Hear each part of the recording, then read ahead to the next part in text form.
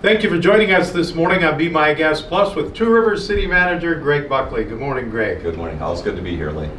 At your city council meeting on Monday night, you paid tribute to former president and now deceased member of the council, Patrick Gagnon. Can you tell us about a couple of things that you have planned? Well, I'm sure, yes, and I expect a lot of your listeners knew Patrick. He taught generations of students out at Silver Lake College in the history department.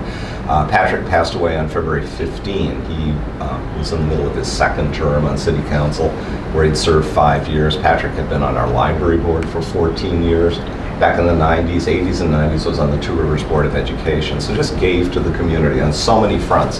And council on Monday did direct that that staff come back with a recommendation for the award of the Leonard Stangl Community Service Award, which is a Two Rivers award that's been around since the 1980s, but also find an appropriate way, or suggest several appropriate ways we might commemorate his life of service to the community.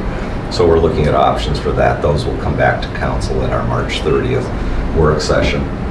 And in the meantime, we really miss and want to honor the memory of a truly great man who lived and breathed Two Rivers, was a great scholar of the history of our area, and really exemplified a life of giving back to the community. Mm-hmm. So stay tuned. It was very nice of the council. It was indeed. It was indeed. Well, we have our YMCA question of the day is, this past weekend you were one of the referees at the Porta Potty Races. Yes. For a fundraiser for foster families. Yeah. How did you enjoy that? Well, I even brought a little souvenir. Oh, did you? Yeah, well, here you go. That. Oh, well, thank you. It's 2-ply, so it does have some value. It is. Yeah. There was a lot of that flying through the air on Saturday. It was really cool. I don't know I saw that, how they... Yeah, and appreciated that Sea Hafer Broadcasting was a sponsor for the event. I think Mr. Dillon, I have pictures of him proudly seated, just on test drives in several of the porta potties. But it was a wonderful fundraiser, first and foremost, for Lakeshore foster families and friends.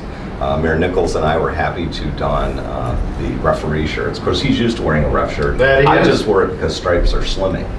And I kept the whistle, because who wants your whistle after it's all froze.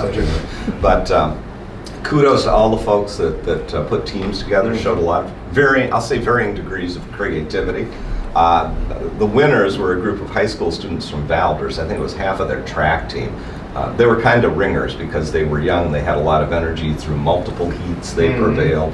And they also had fabric walls on their porta-johns, so there was very little wind resistance, very little weight, where some of the other groups got tuckered out. Now, realistically, would you want to be sitting in a porta-john on a 20 below Wisconsin night that have fabric walls? I don't think so.